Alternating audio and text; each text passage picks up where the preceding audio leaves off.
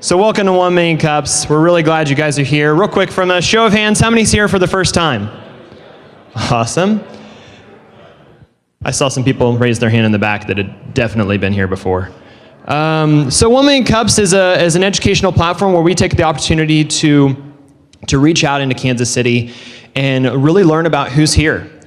We have such an awesome community right now of entrepreneurship that's really expanding and growing, but has already been here and is kind of the roots of who we are. So what we do is give a platform where 2 entrepreneurs each week get a chance to give a 6-minute presentation. We do our best to cut them off right at 6 minutes, and then 20 minutes of Q&A. So what we really want to encourage you guys to do is during that Q&A time is to ask questions, really learn from the entrepreneurs on the stage, and they're going to learn from you, hopefully. That's what the point of this is about.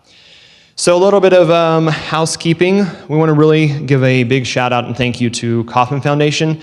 They allow us to come here every week. They provide the facilities. The tech is always set up. The chairs are always set up. The signs are there. I don't have to write that because my handwriting's horrible. So we're just very, very thankful that Kauffman allows us to use this space and to have this many people come into the room.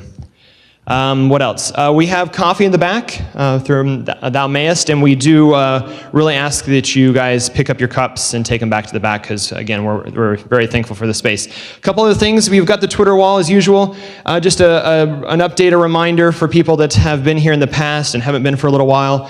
At 1 Million Cups used to be our handle because it was just Kansas City, but now we're way more than just Kansas City. We're in 16 cities? 16 cities, give or take. Yeah.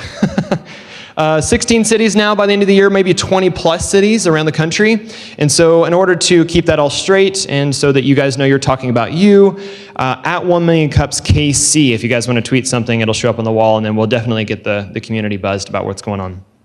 Of course, the hashtags are great too. And we really want to encourage you guys. This is an opportunity to expand on who's presenting. So the different presenters' handles are here as well. We'd love it if you mentioned them in your posts. So what else? I know there was one other announcement that I was supposed to make this morning.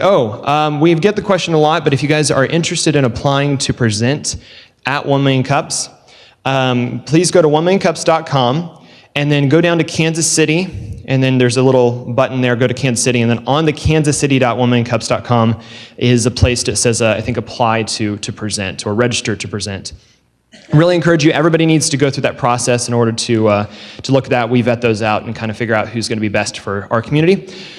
On a related note as well, if you're interested, if you've presented before at 1 Million Cups, we do now have a community of 1 Million Cups around the country. And so what we're really encouraging is this opportunity that if you presented here, some of the other cities that are just getting started, though they really do need to be talking about their community, we'd love to be able to send you out and look at the success stories that have come from Kansas City and actually have you present in other 1 Million Cups communities.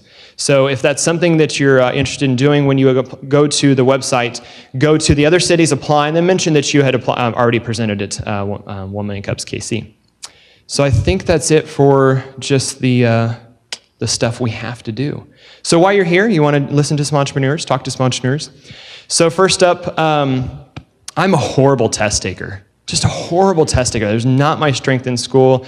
I transparently could BS my way through most things. I wasn't very good at test taking. But I think that if I had Dwayne in my life before the ACTs, I would have been in a much better position. So I'm going to invite Dwayne with Maranatha Education up, ED, and I want you guys to give him a warm 1 Million Cups welcome. Thank you.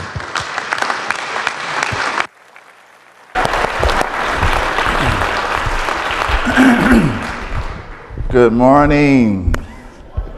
All right, you guys look great. Great.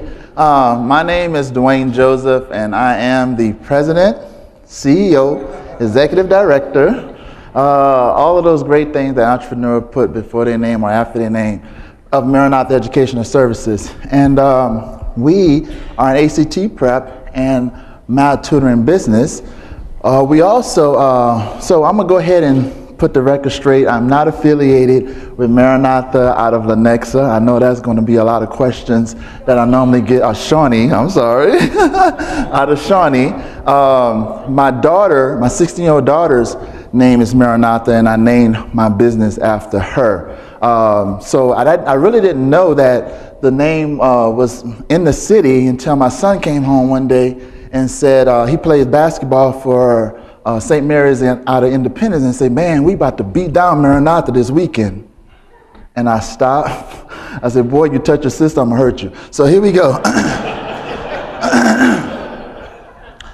Just a little bit about me. I am a U.S. Navy veteran, and I taught high school, middle school, 13 years out of Florida, Louisiana, and Missouri.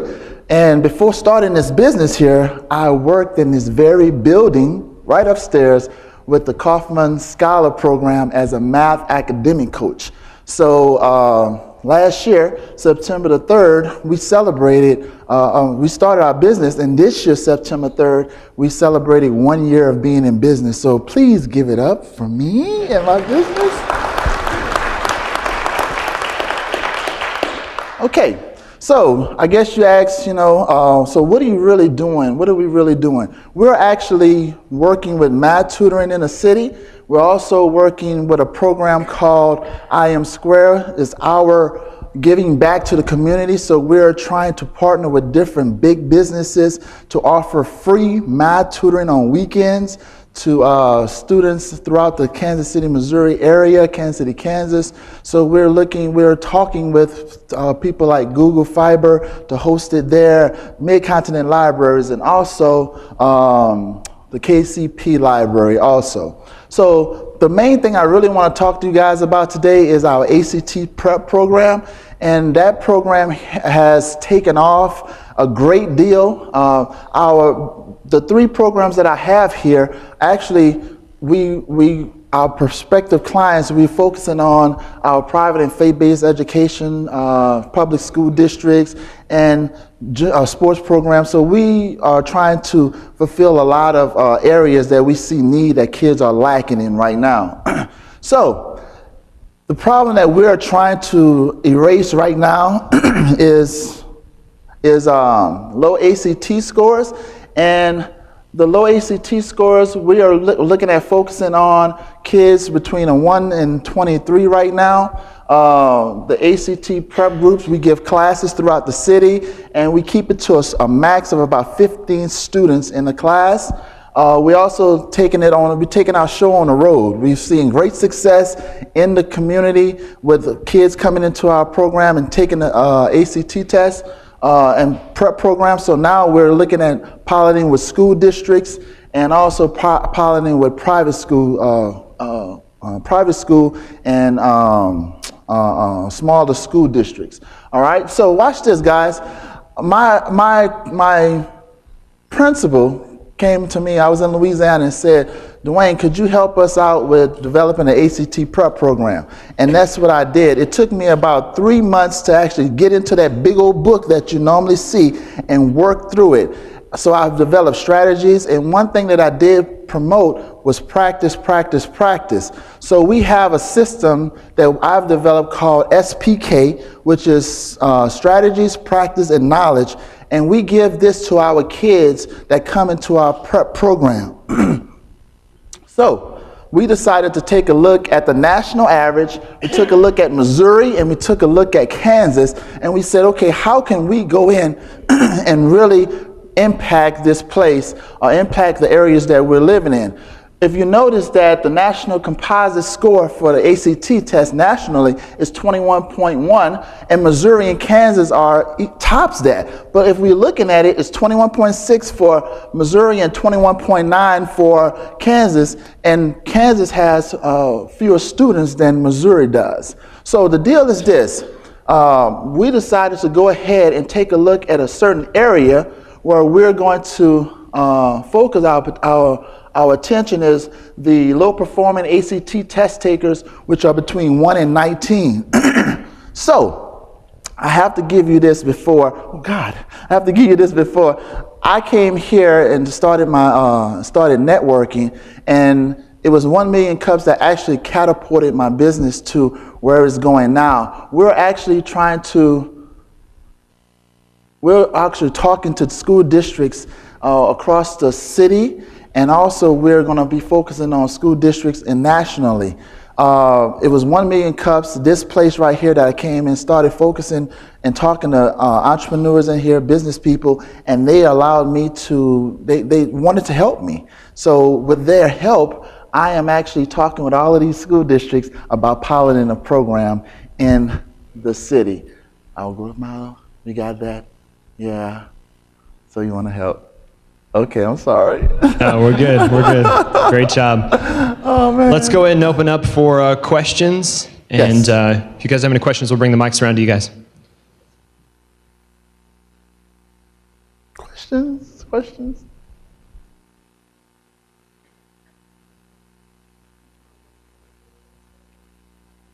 Actually, we are the pilot. We're trying right now a pilot program. So we're going to school districts. We've been cold calling a lot of school districts, and we've gotten great responses from them.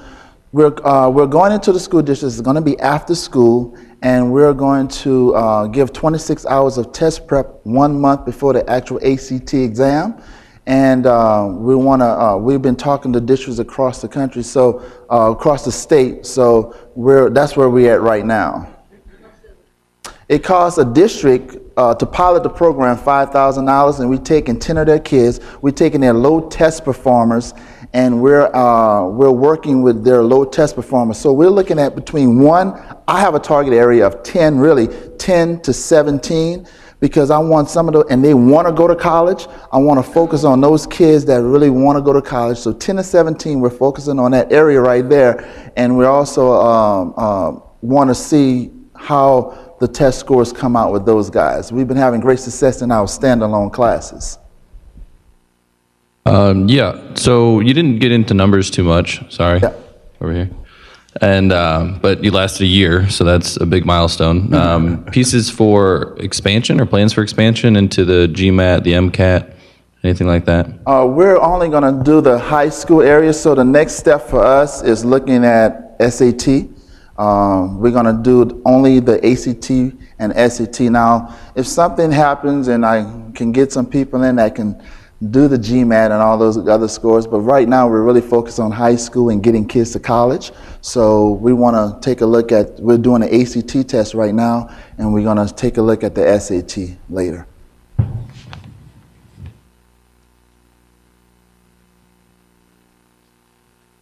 So how early do you start? And the reason I ask is that my 6th grader today is taking MAP tests, whatever that is. Awesome. Some standardized tests. And so is there a correlation in terms of understanding whether or not someone's a low test taker to what they're doing in junior high school and their earlier years in high school to kind of focus the attention onto those folks before it's kind of too late, before they get to their senior year and they take that test and they go, oh, crap. Yeah, I understand totally. One thing that for the ACT test itself, there's different areas that you can go. So it's the plan, and then the Explorer, and then it's the ACT test itself. So we start earlier with those kids. So it's about 8th grade is normally the Explorer, and then you're starting with the plan, and then the Explorer, and then heading into the ACT test. So you can start looking at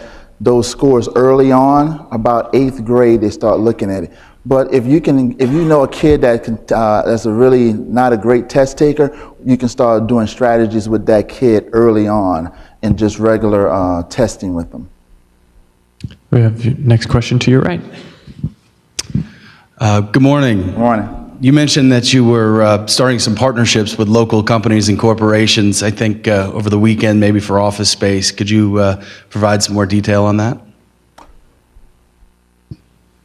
Providing office space, or me getting office space? You mentioned that you were looking for a partnership with Google Fiber or maybe some other spots. Yeah. I didn't pick up on what that partnership might be for. Okay, great. So I really didn't get a chance to talk about the other 2 programs that we had, and it's really math tutoring and also what we call I Am Square, and that's our free math tutoring on Saturday mornings from 9 to 12 with kids. So we're trying to partner with different entities throughout the city that can provide a safe space for parents to drop their kids off and know that they're going to be taken care of. So that's what we're doing now. We're in that process of partnering. So the beginning of October, mid-October, we're going to launch that part of our program. A question over here. Good morning. Hey, just a quick question. What's your point of differentiation for your business versus the traditional ACT prep programs, the national programs like Kaplan? Okay. We give a personalized attention to the kids. We keep the classrooms really, really small. And we have a platform that we're using right now that focuses directly on ACT prep. But the one thing that I differentiate between a lot of the other companies is we stress strategies, and we also stress a lot of practice. I played basketball, high school, college, and one thing that kept me on the court, guys, was me getting up and doing things that other people weren't doing. And I was practicing before that morning, and then even after basketball practice itself, I was in the gym shooting 500 shots. So I equate that practice. If we can practice for a sport, or we can practice for dance or piano, why not actually practice for this particular test and get our kids the knowledge so when they do walk into that classroom or do walk into that test center, that they're not overwhelmed or they're not blindsided, put it like that. Dwayne, question for you right here. Good morning. Morning. You mentioned the $5,000 the district pays for students, and it sounds like you said 10 students. Okay, so my question is, how in the world are you making money? Okay. Because, I mean, it sounds like practice, 10 kids, lots of time. It's not going to be easy to, I mean, it sounds like it takes a lot of time, so which... Okay. How in the world are you making money? All right, watch this. We're going through districts, and we're piloting the program first. So the pilot is basically we're taking 10 kids from that has low test scores, and we're focusing on those 10 kids. And with those 10 kids, we know that their test scores are going to jump. We've done this thing. I've done it from February, April, and again in June, and every single last one of my kids' test scores have jumped at least 5 to 6 points, girls, and then my boys 2 to 3 points. I'm sorry, but I just don't. But the girls buy into the program. The girls buy into it, and they really, really get into going home and focusing and practicing at least 30 to 45 minutes each night on this particular piece that they're struggling with. But when it comes to the school districts, we're only piloting the program to let them see what we're doing and how it's actually working. And then the next year, we're focusing on that next year of actually going into their schools and working with their juniors and seniors. And now the cost that was once $500 a kid comes down because now you have the quantity of kids in the schools of the juniors and seniors. So if you take a Shawnee Mission School District that has 5 schools, that has a junior and senior class of about 200 each or 300 each, and you understand where I'm coming from when you see the money aspect of it? For me personally, now that's what we're focusing on once we decide to get into that school district. A question over here on your left. Good morning. Morning. I was wondering, what type of reading study materials are provided, and does the cost for, say, a textbook per child come out of the $5,000? Okay, gotcha. Well, we use a particular computerized program platform. That book that I used to have, that I started off with, I told you the story that my principal came to me, asked me about starting this ACT prep program. Well, I had this big ACT book, and I went through that whole book. But now what I've done was, years later, I've found a platform that's online that kids can actually work in every night, that give them practice problems, and it's a cost, and I take that cost, and it's only like $21 that I put, and that's added into the cost of of the program itself. Go ahead.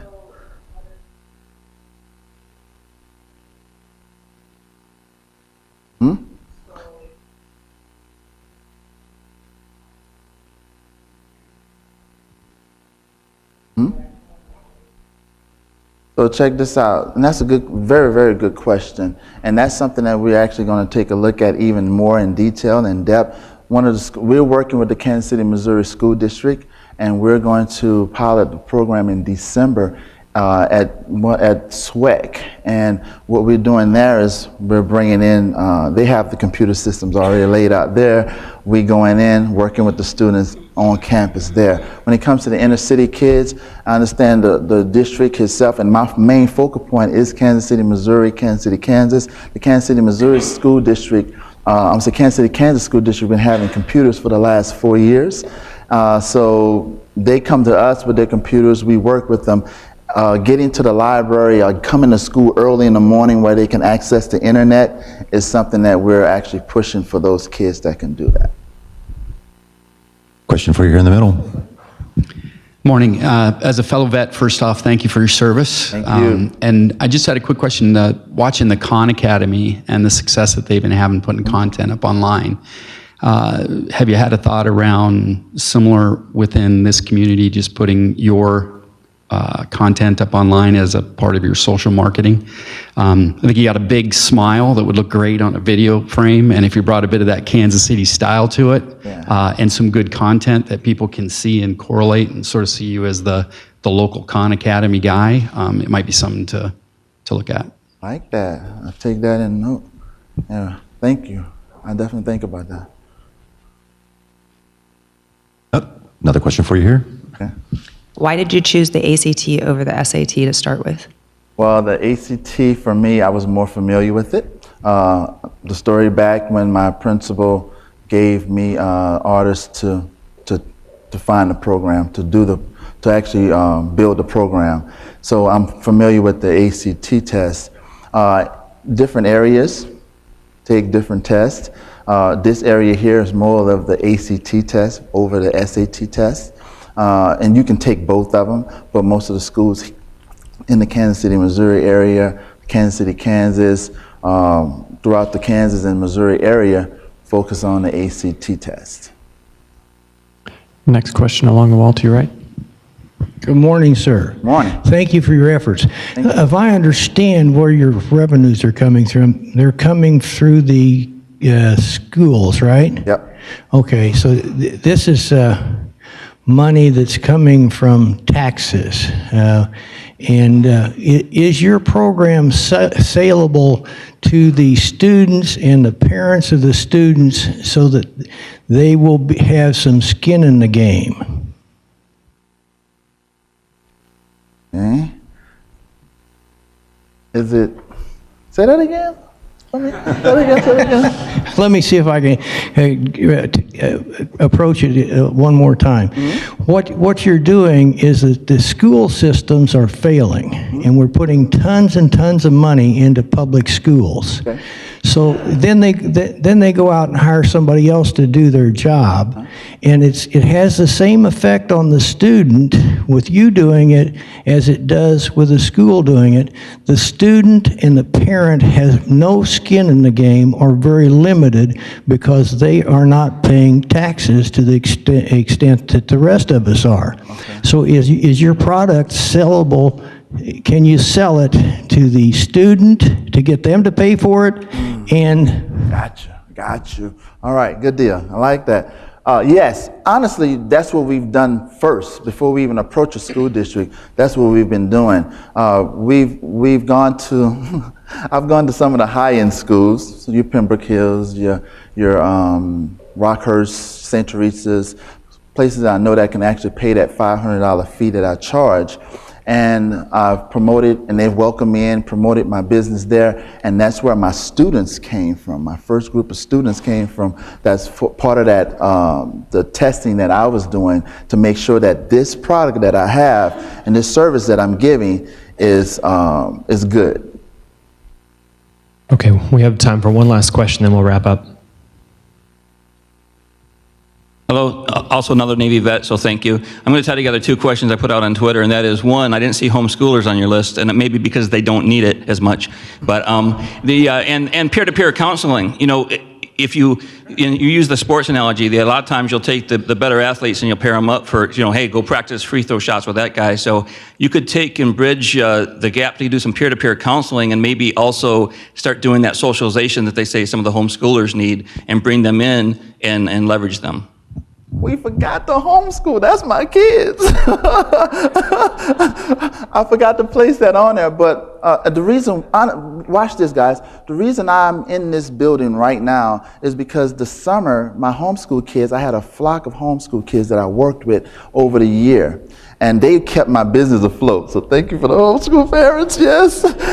But they decided that this summer that they were going to, you know, take off. And I came here to network.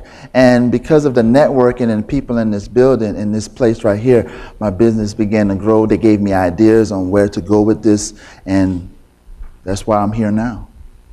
Okay, so it sounds like that 1 million cups has been a catalyst to the growth that you've experienced over the last year, and we're really excited about that. Love that you're in the community.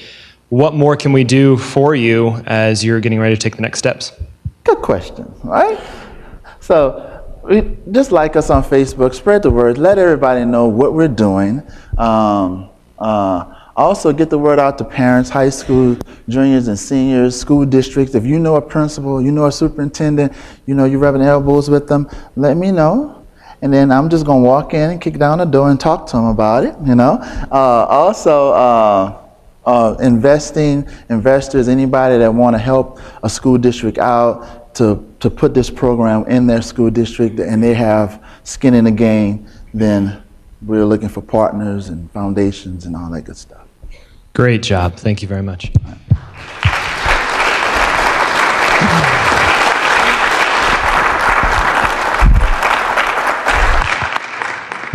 All right, can we get Bob, Adam, and Britton up here, please?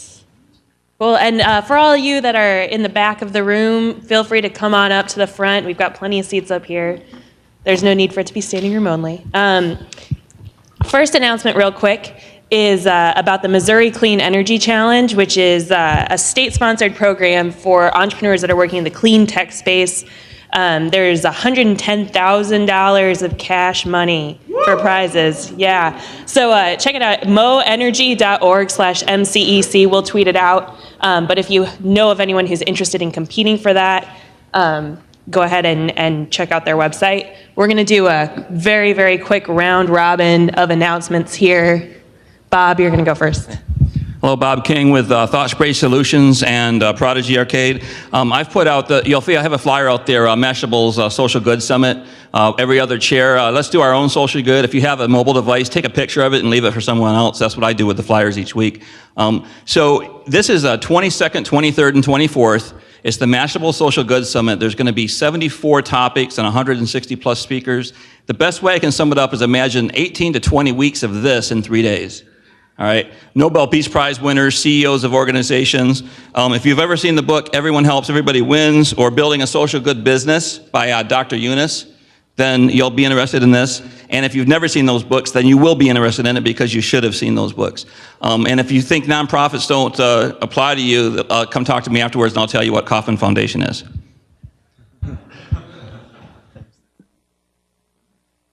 All right, so KCSV is putting on a couple of really awesome events here in the next couple weeks. The first one is the Mecca Challenge, which is a youth innovation tech challenge. It's for high school and college kids to solve real-world business problems with technology. It's a really cool event. We got some really awesome prizes lined up. And so the first ask is if you have any high schoolers that would be interested in entrepreneurship or technology. This is an awesome event. The website is meccachallengekc.com. It's completely free, and we'll have entrepreneur mentors there to work with them.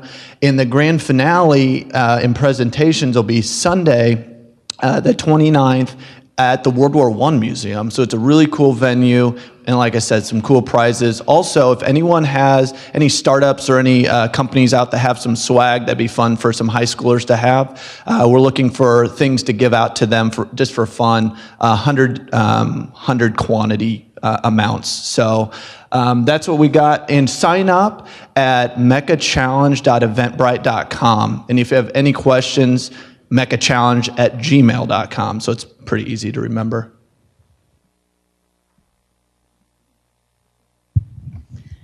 All right. Also, the Kansas City Startup Village is turning 1 year old on September 30th of this year.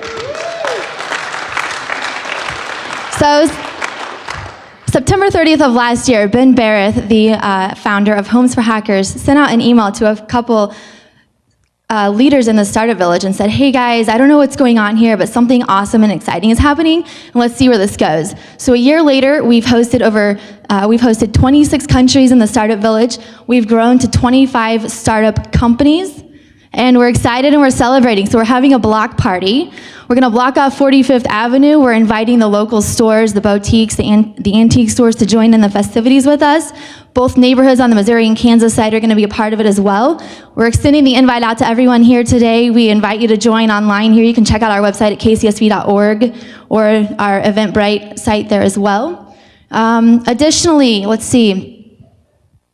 We're gonna have entertainment, food, activities, live art. We're gonna have a local market. We're looking for more folks that have talents, whether you're an artist or we're looking for caricature artists or anybody that would wanna come sell their goods in the market. And there are still sponsorship opportunities available. And finally, if anybody has any connections to Mind Drive, they presented at TEDx this year, KC. We would love that connection. I do have a call into their CEO, but any push from the crowd would be helpful. We'd love to have them out there. Yeah, and also,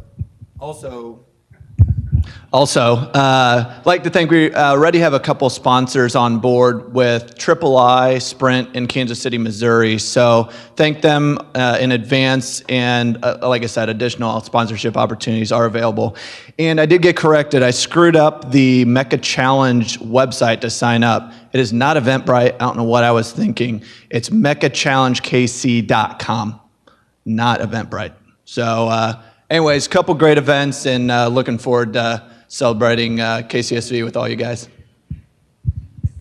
Cool. One last quick announcement from Ray. Yes. Hi, I'm Ray Barrett, and I'm here just to remind you guys about an awesome event tomorrow night. You can sign up for it at Eventbrite. It's called F3, Founders Finding Funding. It'll be a great time for you to learn about all the different investment platforms that the city offers, and also to what does it mean to get your company ready for investment, and at what point in a company's stage should you look for investment. That's all fun. The main reason we're having this thing is because through the generosity of Turnstone, we are having copious, and please look that word up so you understand how mega this is, copious amounts of beer and wine. And we do not have money to give away. We don't have $100,000, but I think we have a ton, and I think it's a metric ton, not an imperial ton, 2,204 pounds of pulled pork pigginess. It will be a true Lord of the Flies event tomorrow night. Sign up at Eventbrite. You can bring your piggy sticks, but you have to have a rubber stopper on the end. See you. Thanks. All right.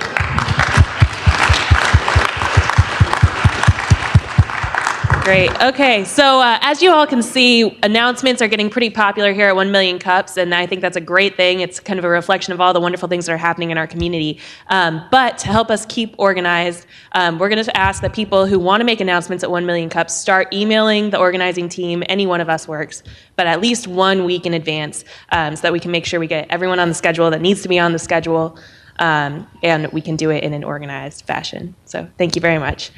So our second presenter today is Rob Sweeney of MessageQube, a really great new technology. And Rob is actually one of our first Passport Program presenters, which means that he has presented in other 1 Million Cups cities. So Rob is a 1 Million Cups veteran. So thanks very much. Thank you, Melissa. I'm Rob Sweeney, and I'm the inventor of the MessageQube. This is my second tech startup. In 2003, I invented a product called TextCaster. It was the nation's first permission-based mass notification system. For that effort, I was issued the US patent in 2007 for that.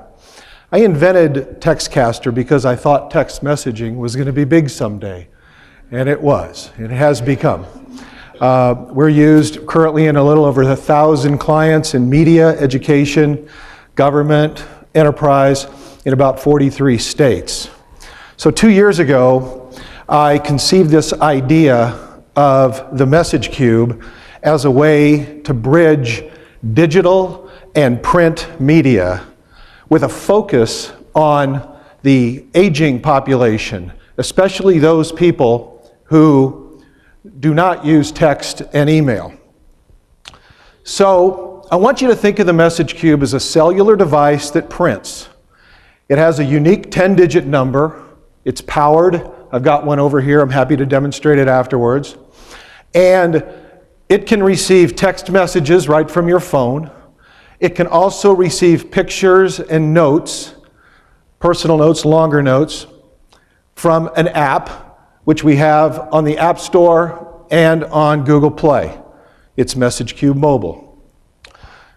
Its functionality also is fundamental cellular telemetry, which means that we also have a web app that corresponds with the mobile apps, but we also have an API, an open API, and we're going to tell you a little bit more about that later on, so that you can think about enterprise solutions where you need a device to sit remotely and communicate with and print when there is no telemetry around. When I invented this thing, the challenge that I had, first of all, was could it be made in the USA? And I really believe in made in the USA. And I had a lot of people that said, you need to think about going to China.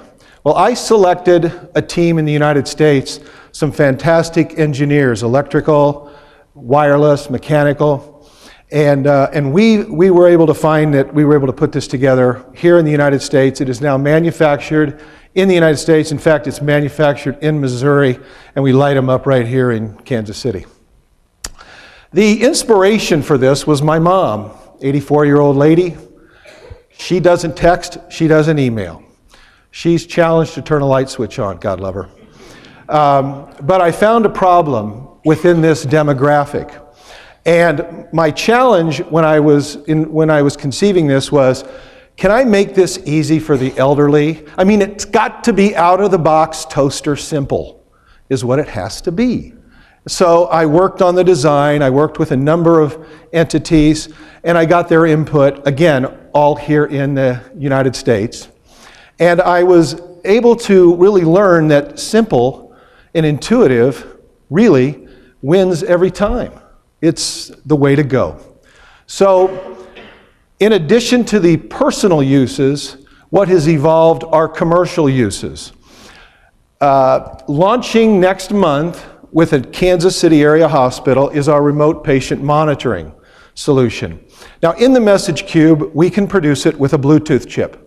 That means that I can pair it with weight scales and blood pressure cuffs, and it can collect data in a very ambient way without changing behavior of anybody, and our focus is on congestive heart failure, which is the #1 diagnosis-related group for the Centers for Medicare and Medicaid. It's the highest cost malady that's driving up the cost of healthcare, especially with 30-day readmits.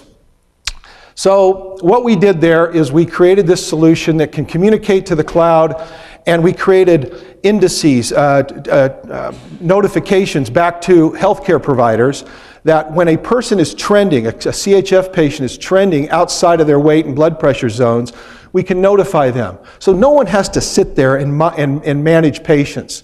And we're excited because the first hospital that we're working with already has been hit with $400,000 in penalties, and we think we can solve that problem for them. Another commercial use that's emerging, we're launching in 2 weeks at the universities of Central Missouri and at Northwest Missouri State with a product called Campus Eye. Coming after that will be Platte County, Cole County, and Henry counties in Missouri with a product called Public Eye. So Campus Eye, Public Eye. All I want you to think about is the term see something, say something. So it's incident reporting notification using an app. It works on basic fundamental behaviors of recognizing on a MessageQube that a incident report has been received. The challenge that I was facing in commercial uses, what are the uses?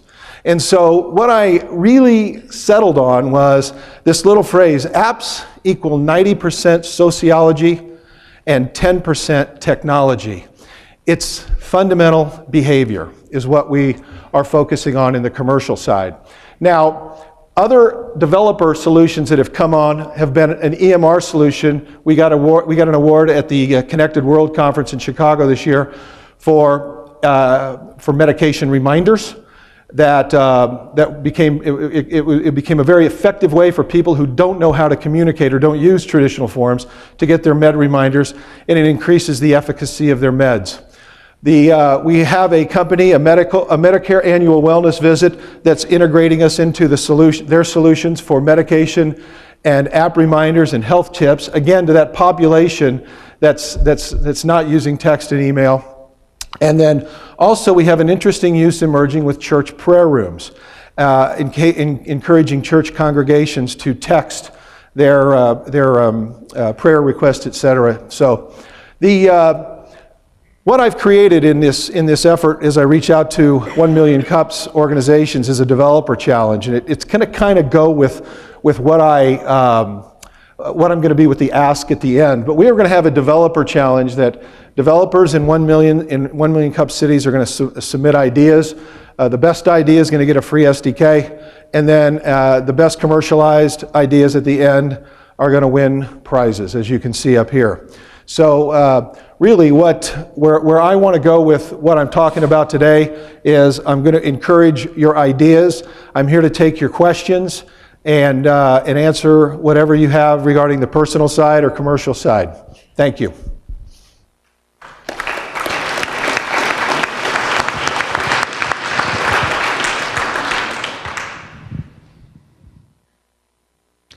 Question for you here in the middle.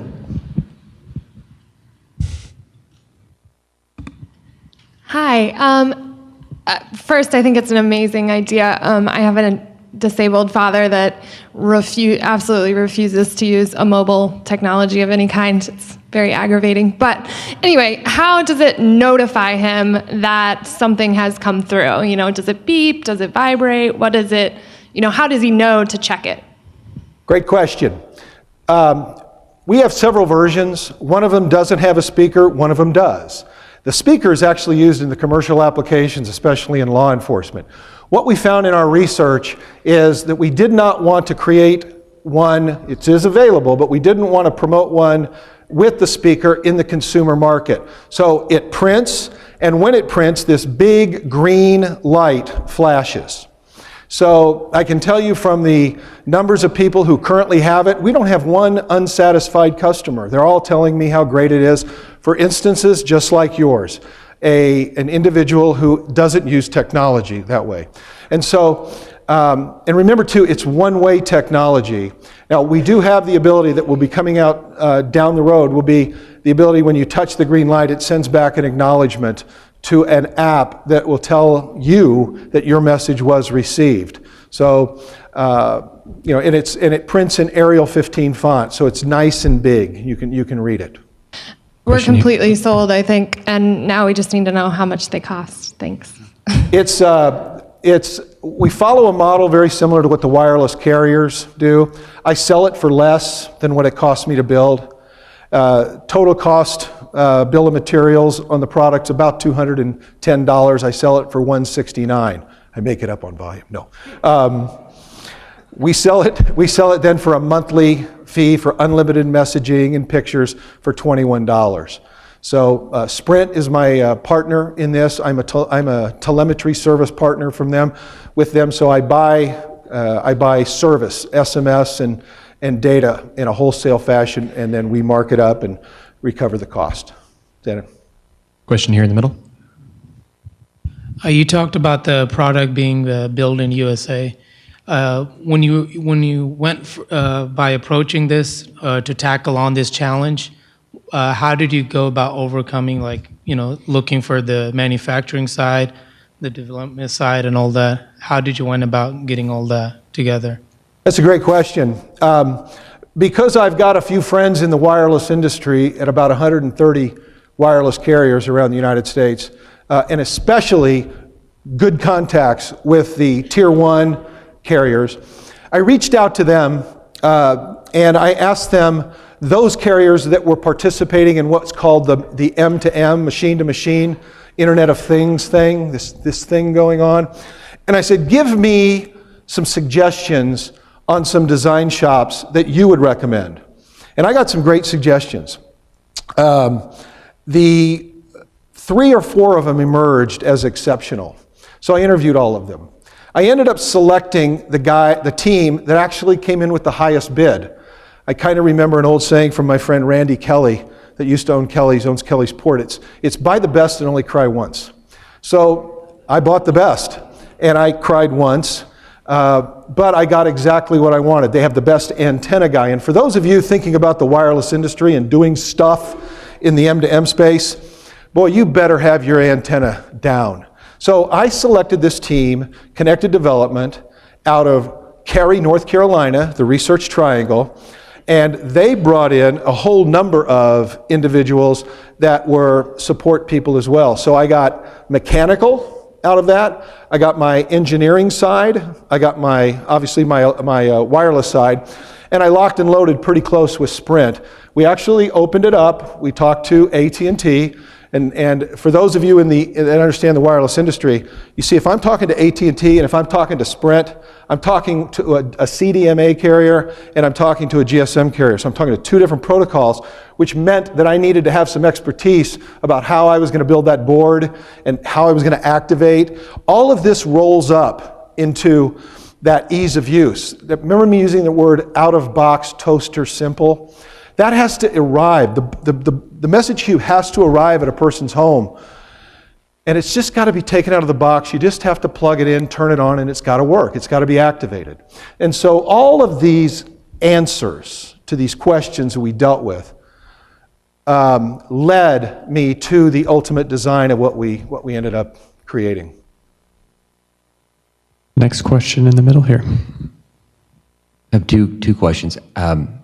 Who buys this? Is it the older person who's scared of technology? I don't imagine them finding you and buying it.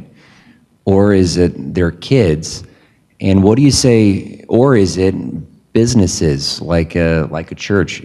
And if it's the church or the institutions, how do you convince someone not to go buy a printer and an iPad? Well, I'll tell you, I'll take it down 2 channels. First of all, who buys it on the consumer side? Do you have a mother, father, grandmother, or grandfather? Yeah. And the thing is, we see a market. We see a market for the elderly use of this that's about 10 or 15 years. That's about the window that we see.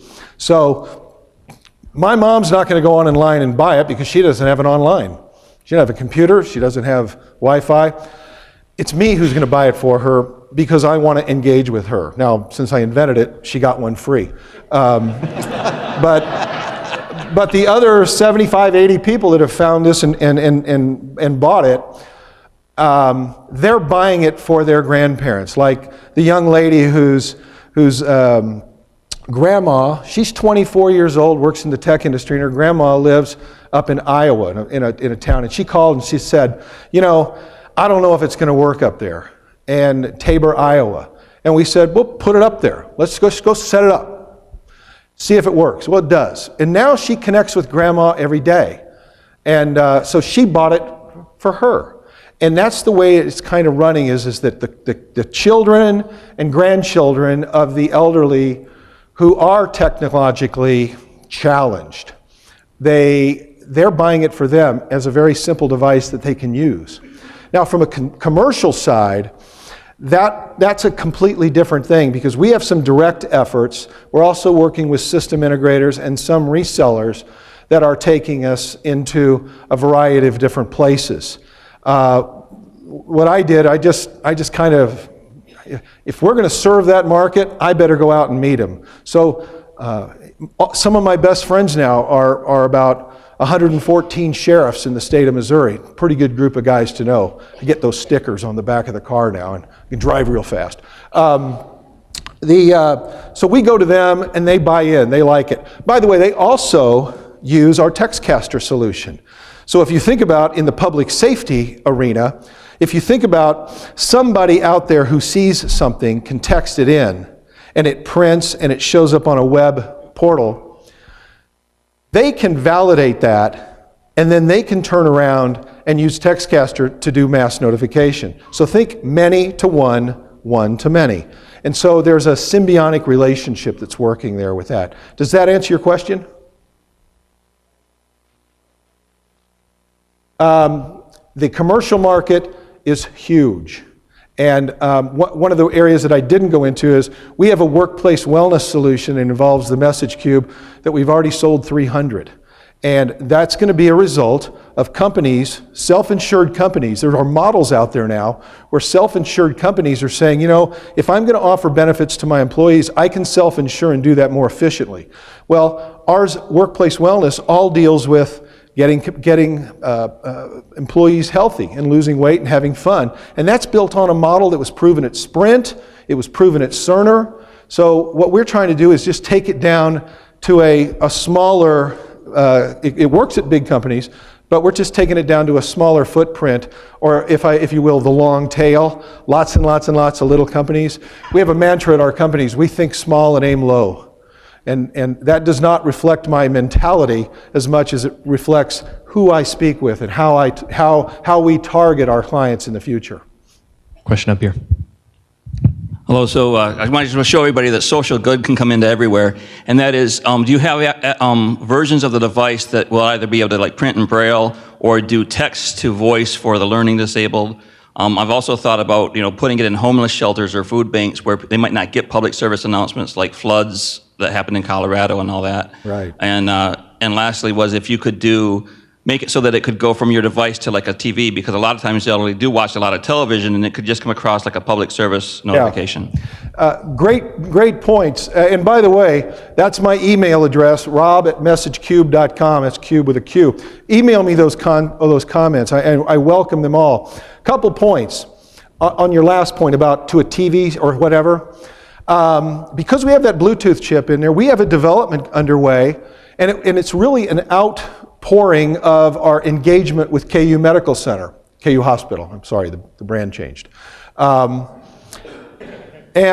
what I'm learning as I engage with the medical community, specifically in healthcare, specifically with congestive heart failure, is that the individual, you want to engage with them and take them down a learning path, especially in the first 90 days of your patient engagement.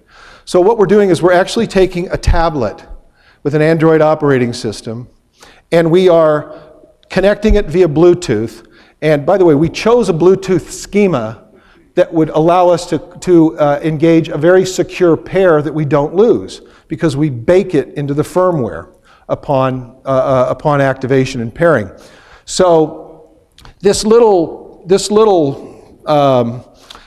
tablet is gonna live 98% of the time, 99% of the time, showing pictures of the grandkids, of your vacation locations, and Spot the dog.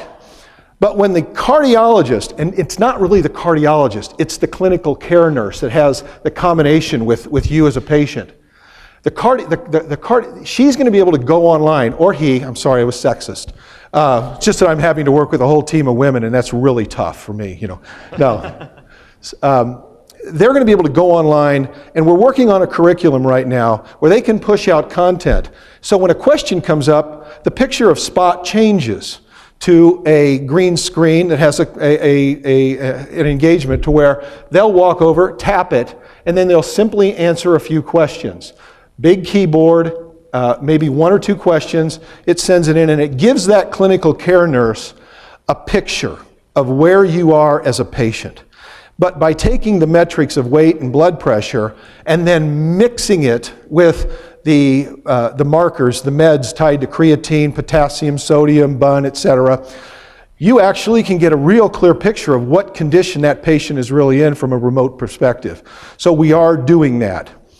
Your first part of the question, again, remind me.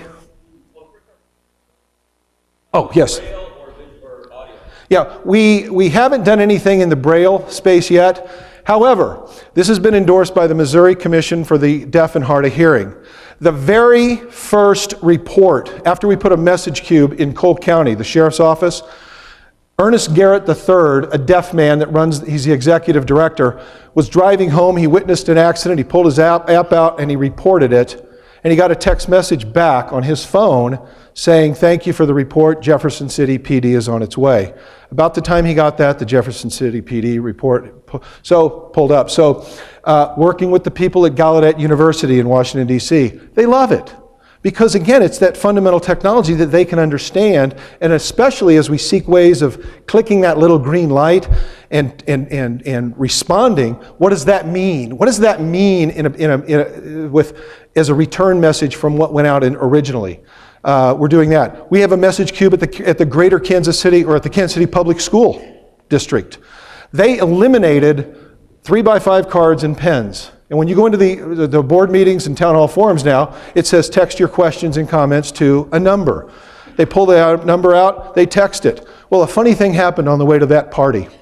After several months, parents who were concerned in their communities about things like bullying, which they were intimately familiar with if their children were involved, or something like crack houses in the neighborhood, they actually would text it in the school district. The director of communication would pass it to the security, would talk to KCPD, and they would act on it. So we're finding a lot of very interesting uses that are driving out of that use of it, including we have a home in Danville, California of people dealing with Alzheimer's, and that's how people are communicating with them all the time. They're sending pictures of their loved ones, and the administrator pulls it off, gives it to them, and it does what we really like to see it do. We create joyous moments. Okay, so we had several questions left. Unfortunately, we're out of time. So I do want to get the question in that we always ask, which is, you're now in the Kansas City community, having an opportunity to present here. So what can we do in this room of 200 plus people to support you? And obviously a great idea. Yeah, we talked a little bit earlier about the developer challenge. I'm just the messenger here. The really smart people are out here. I'd like for you to think of your ideas. I'd like for you to connect with me, contact me. I've put cards out there. You see what my email is up there. My phone number's up there. I'll leave that up there. Contact me. Share with me your ideas.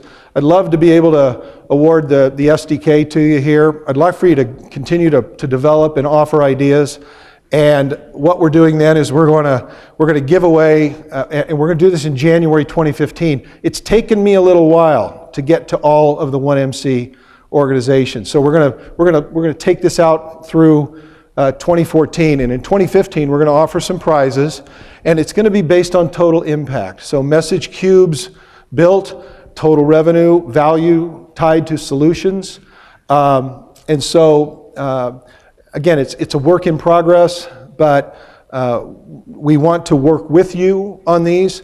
We do have now about 5 or 6 that have come in that we're working on very innovative ideas, and that's my ask, and I'll be standing right over here with the MessageQube, and I'm happy to demonstrate it to you. I really thank you for coming. This is an awesome event. Thanks for allowing me to present. Great job. And I know there were several questions. Be sure to take the time afterwards. This is why we're here, to go and engage with our entrepreneurs and ask them additional questions, really to pick their brains about where they're at and what problems they've run into in the process and how you can learn from them as well. All right, so we're out of time. So same time next week, same time, same place. Thanks, guys. Bye.